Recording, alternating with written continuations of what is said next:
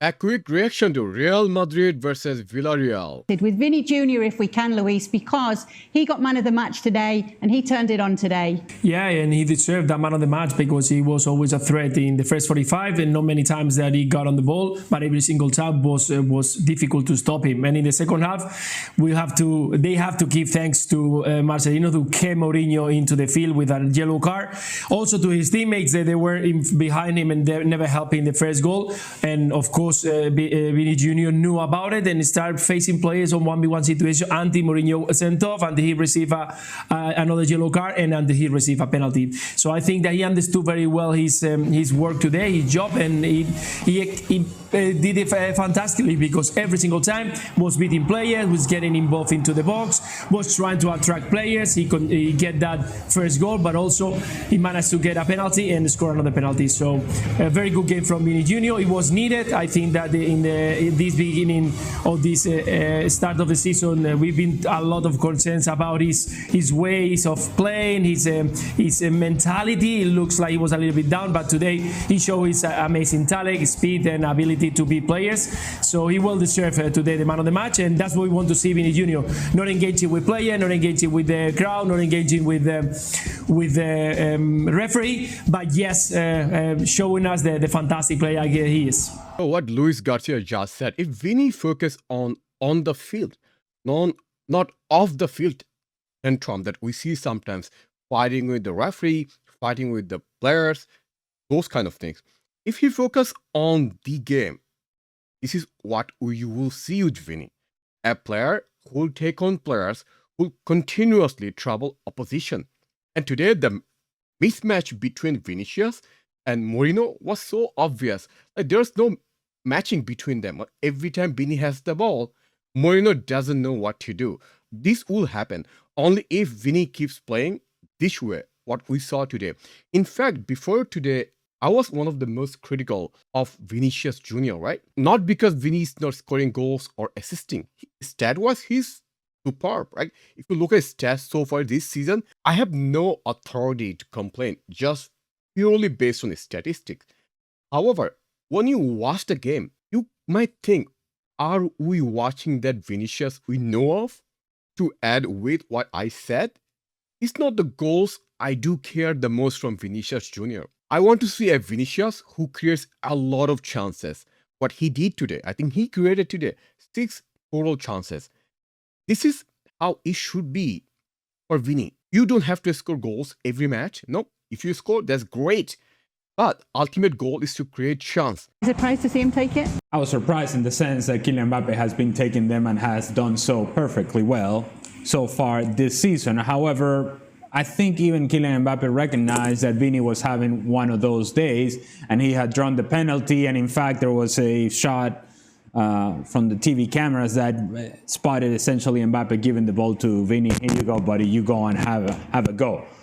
I must say, wasn't the most convincing penalty take from anybody. Arnau Tenas was there in plenty of time, but is unable to make the save. Regardless, is yet another goal for Vini Junior. But so as with LA, I also was surprised when Vini took the penalty, because what we have seen so far this season is Mbappe who is taking every penalty for Real Madrid.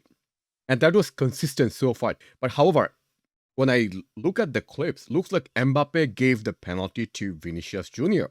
Mostly because of maybe Vini was really on form today. He looks very dangerous. Mbappe thought maybe we should reward him.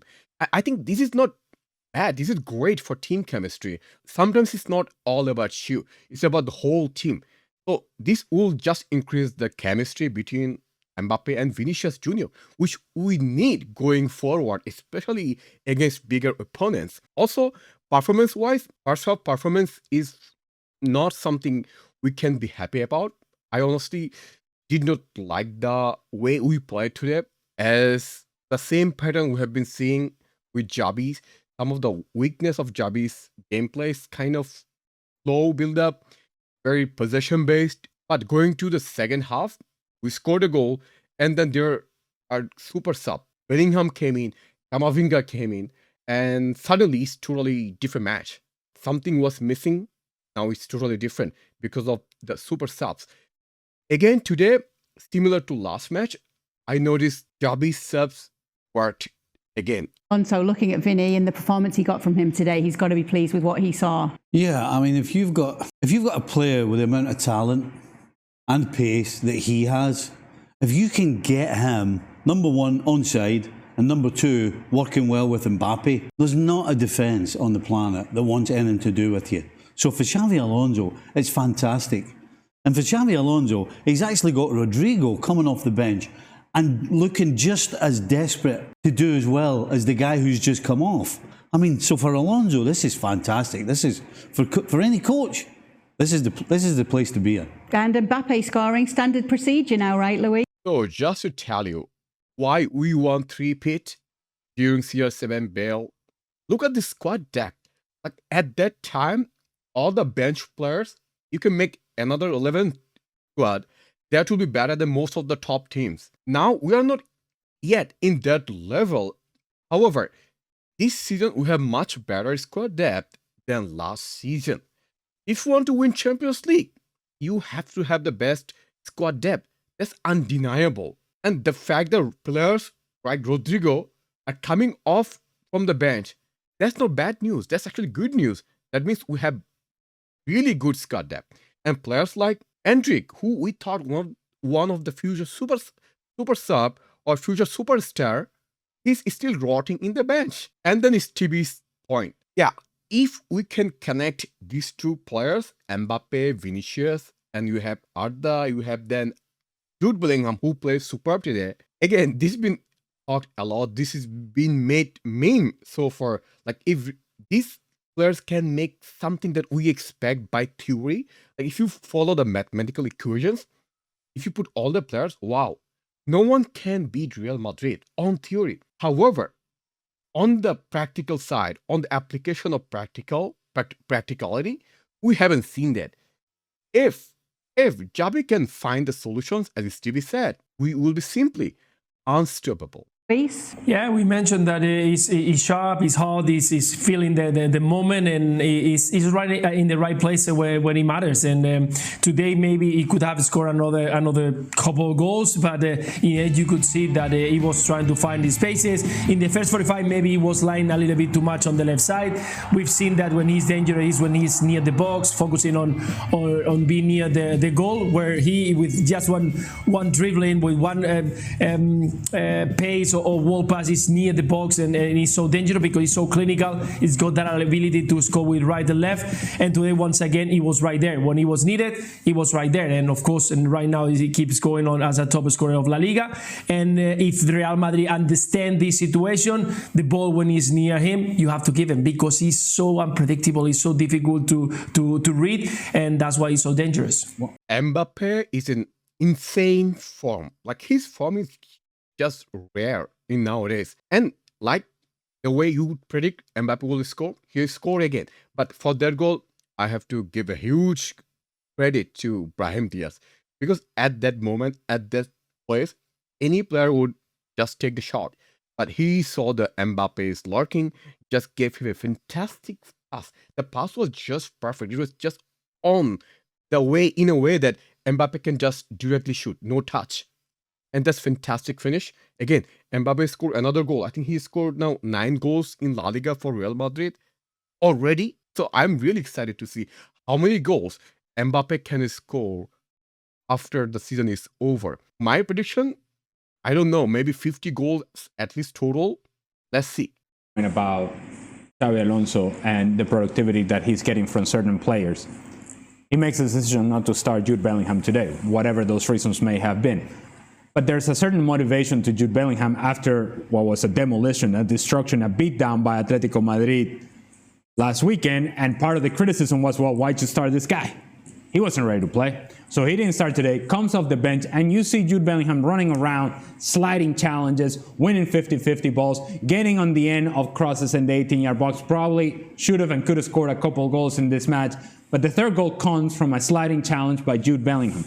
So Eli asked a question. He's not sure why Jude did not start today.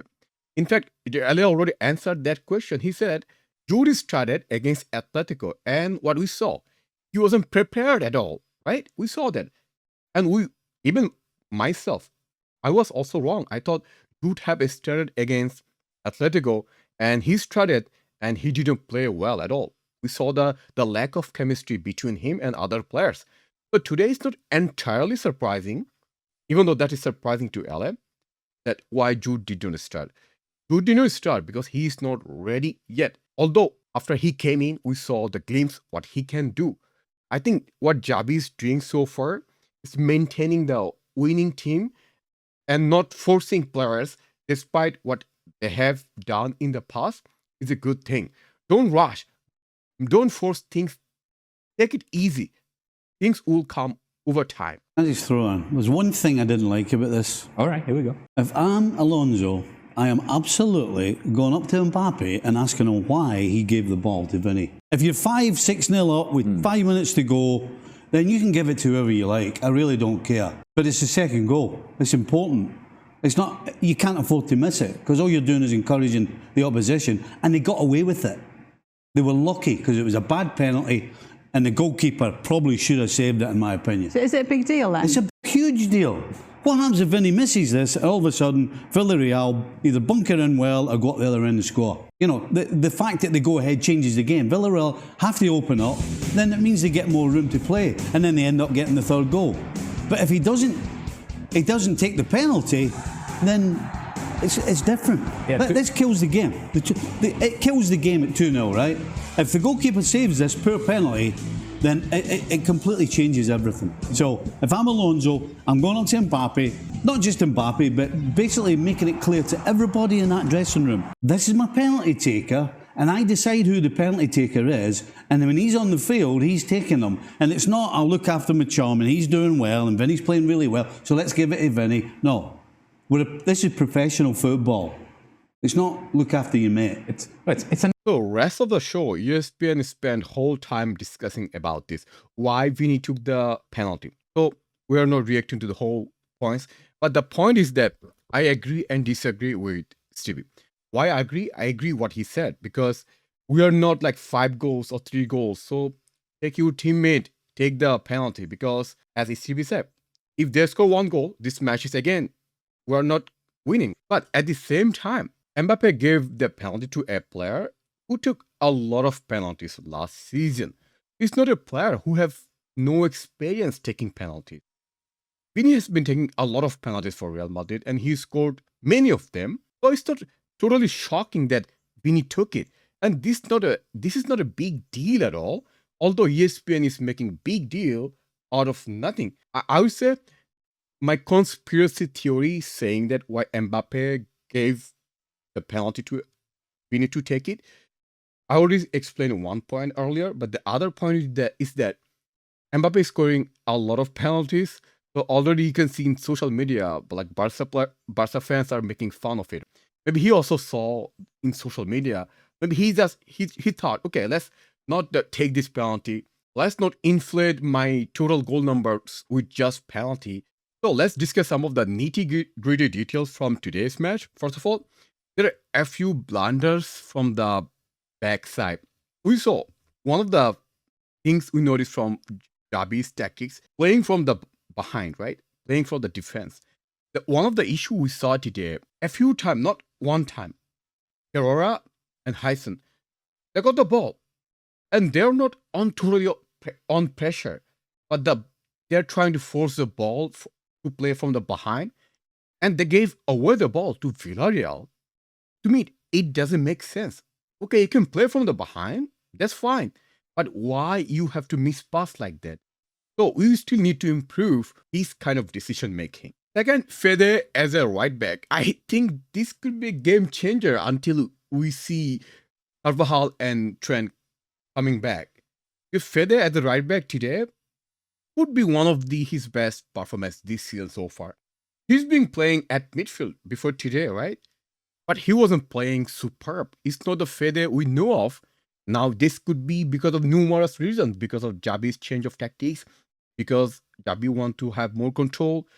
So that might need more side passing, more lower tempo, which is opposite of Fede's strength. What is Fede's strength? He steals the ball from opposition, right? Press opposition, takes the ball, run with the ball, and make a pass to the forwards. That's Fede's strength. Fede's strength is not giving the pass, side pass, back pass. Now, Xabi was kind of trying that kind of tactics from Fede. So as a result, that didn't work out well. However, if Fede can play as a right back, the way we played today, I'm not saying he should play there every match. I'm saying he could play in big matches. That could be really important for Real Madrid. Because Carvajal is out, Trent is out. So who would do the job? Fede. I don't trust Asensio as a right back. Playing Fede gives us some advantage also attacking wise, because he will play not as a right back, more like a right wing back, also as a right mid at the same time. He can go forward, link up, and pass or cross. Anyway, let me know what did you think about our performance today.